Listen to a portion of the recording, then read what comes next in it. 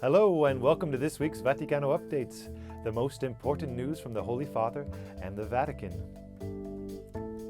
Pope Francis entrusted Nicaragua to the intercession of the Immaculate Virgin Mary after Bishop Rolando Álvarez was sentenced to 26 years in prison by Daniel Ortega's dictatorship. The pontiff said that he was also praying for the 222 Nicaraguan political prisoners who were deported to the United States and for all those who are suffering in the dear nation. Francis also expressed the grief he experienced at the news and the concern that he feels for Bishop Rolando Álvarez of Matagalpa, whom I care deeply about, he said.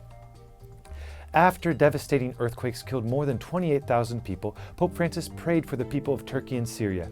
The Holy Father said he was moved by the images of pain and suffering from the catastrophe that he saw on television and urged people to pray and think what we can do for them.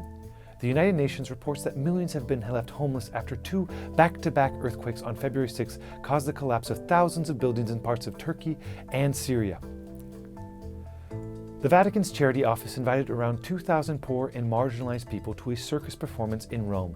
In an announcement about the initiative, Pope Francis's almoner, Cardinal Konrad Krajewski, said, "Making it possible to participate in this performance is a way to give a few hours of contentment to those who are confronted with a hard life and need help to nurture hope."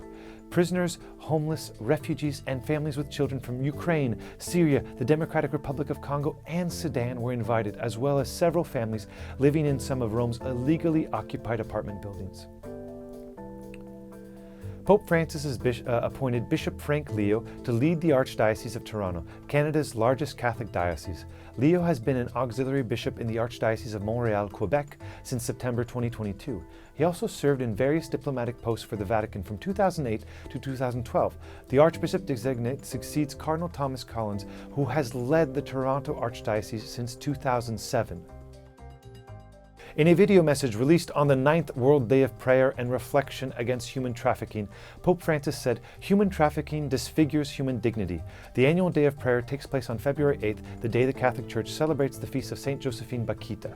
Now, the Holy Father denounced the system of trafficking that profits from the injustice and wickedness that forces millions of people to live in conditions of vulnerability.